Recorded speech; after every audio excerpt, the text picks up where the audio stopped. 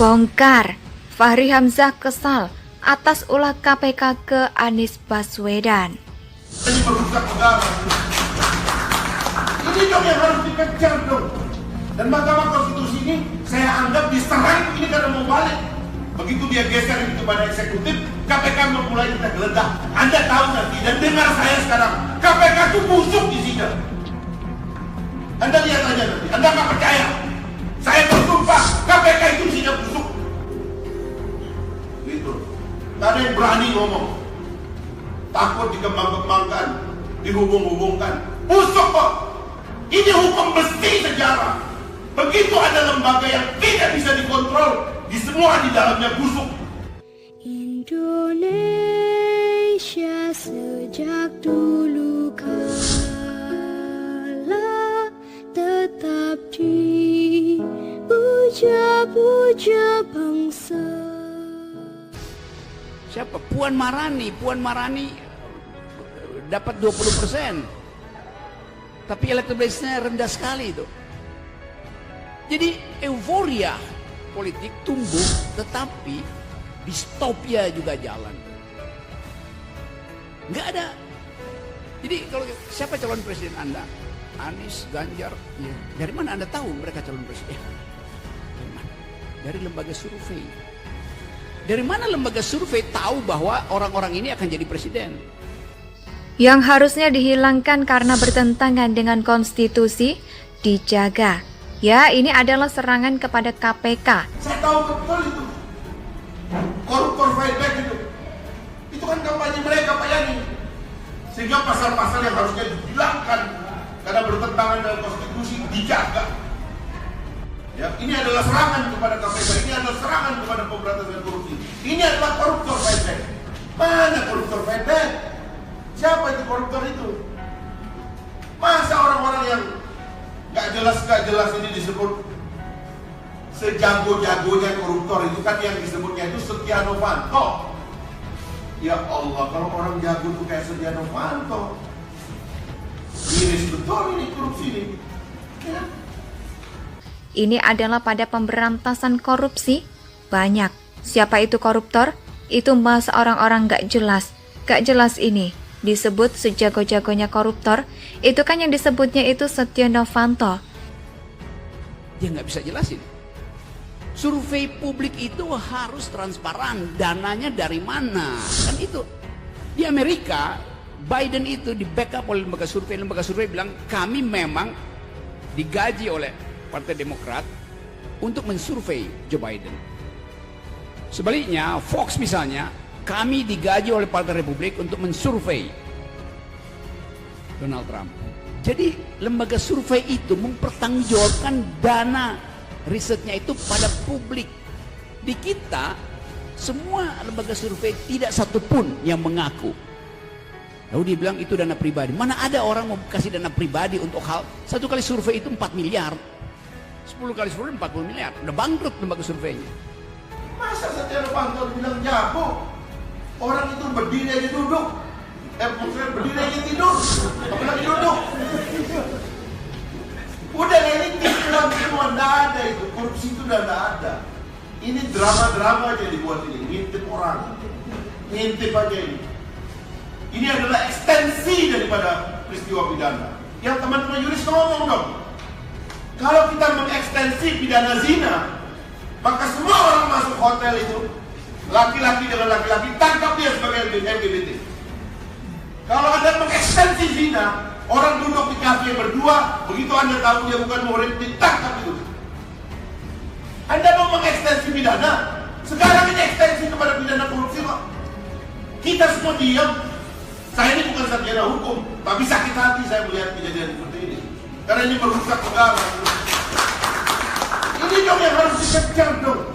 Dan Mahkamah Konstitusi ini saya anggap diserang ini karena mau balik. Begitu dia geser ini kepada eksekutif, KPK mulai kita geledah.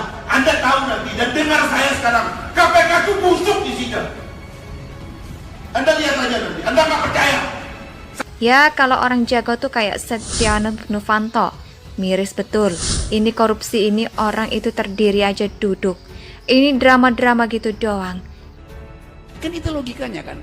Jadi kalau dikatakan ini, oh ya itu calon yang diajukan lembaga survei. Saya tahu Anda misalnya suka pada Anies, oke segala macam. Ya sama Anies teman baik saya. Udah berapa kali dia ngomong sama saya tuh. Prabowo teman baik saya, ngomong berkali-kali juga. SBY teman diskusi saya, setiap bulan Pak SBY undang saya untuk diskusi. Tapi saya tidak mau kasih point of view yang euforia. Saya kasih point of view yang basisnya adalah prinsip demokrasi itu. Yaitu dalam sistem presidensial tidak boleh ada threshold. Karena pemilihan langsung. Saya bersumpah, KPK itu siap busuk. Gitu. Tak ada yang berani ngomong. Takut dikembang-kembangkan, dihubung-hubungkan. Busuk kok. Ini hukum besi sejarah. Begitu ada lembaga yang tidak bisa dikontrol, di semua di dalamnya busuk. Kita nggak berani bersikap seperti itu. Kenapa kita memperjuangkan demokrasi? Karena nggak mau ada segelintir orang yang tidak bisa diperiksa, yang tidak bisa dikontrol, lalu memperkaya sendiri, diri sendiri dan keluarganya, dan kolega-koleganya dan kroni-kroninya. Itu pengalaman sejarah kita. Dimanapun ada kekuasaan yang menumpuk, di situ ada kebusukan. Dan KPK nggak mau dikontrol. Termasuk ketika MK sudah bikin keputusan itu, kami nggak mau ikut, kami nilai. Ini bukan mentalitas demokrasi, saudara. Ini dong yang harus kita berpendirian. Aktivis-aktivis nih, jangan ikut yang di sebelah sana. Sebelah sana itu relatif. Ini adalah ekstensi daripada peristiwa pidana. Dan dengar saya sekarang, Anda lihat saja nanti. Anda nggak percaya.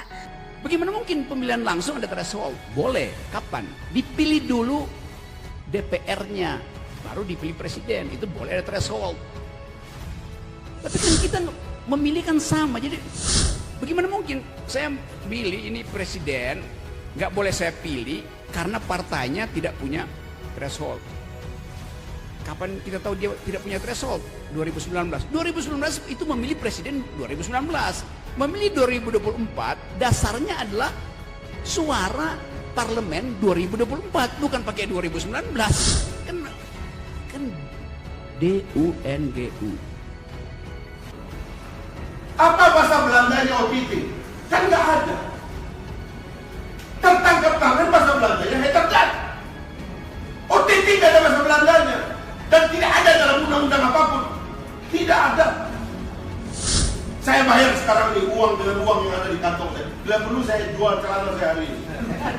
Kalau ada itu OTT dalam undang-undang. Tapi kita setiap hari menikmati OTT. Itu kan pengintipan kerjaannya malaikat. Bukan kerjaan manusia. Manusia dilarang mengintip. Pelanggaran HAM berat itu. Pelanggaran agama berat itu. Tapi kita terdiam satu bangsa. Dan orang sekarang menganggap bahwa kenapa ada keraguan pemilu akan berlangsung? Karena nggak ada calon presiden. Sekarang siapa calon presidennya? Nggak ada. Anies berapa persen? Anies bahkan belum punya wakil presiden. Nggak mungkin konstitusi mengiyakan Anies kalau dia nggak punya wakil presiden. Prabowo sama aja. Prabowo harus cari koalisi. Saya berjumpa KPK itu berani ngomong, takut dikembang-kembangkan, dihubung-hubungkan. Busuk ini hukum besar lembaga yang bisa dikontrol, di semua di dalamnya busuk. Mereka melanggar HAM kalau dapat proyek untuk melawan negara. Agendanya masuk koran. Begitu dia sikat TNI masuk koran, clipping dapat uang. Tapi begitu ada pelanggaran HAM di zaman sekarang, termasuk dengan kelakuan KPK itu, oh kalau KPK nggak bisa. Dia nggak melanggar HAM, karena koruptor yang melanggar HAM itu kok kayak begitu. Hukum jadi relatif dong kalau kayak begitu caranya gitu. Ini saya terus terang, saya datang ini karena saya pengen sekali teman-teman Yunis, ayolah bersikap. Hukum tuh ada konsepnya dong, ada lex serta, lex stricta. Itu harus jelas dong. Masa ada ekstensi? Kita misalnya nggak berani bersikap, masa kita bilang tertangkap tangan dengan OTT sama? Indonesia tanah air beta, pusaka abadi nan jaya. Lex stricta itu harus jelas. Kita misalnya nggak berani bersikap, masa kita bilang tertangkap pangan dengan OTT sama? Indonesia tanah air beta pusaka abadi nan jaya. Strikta, itu harus jelas dong. Masa ada ekstensi? Kita misalnya nggak berani bersikap, masa kita bilang tertangkap pangan dengan OTT sama? Indonesia tanah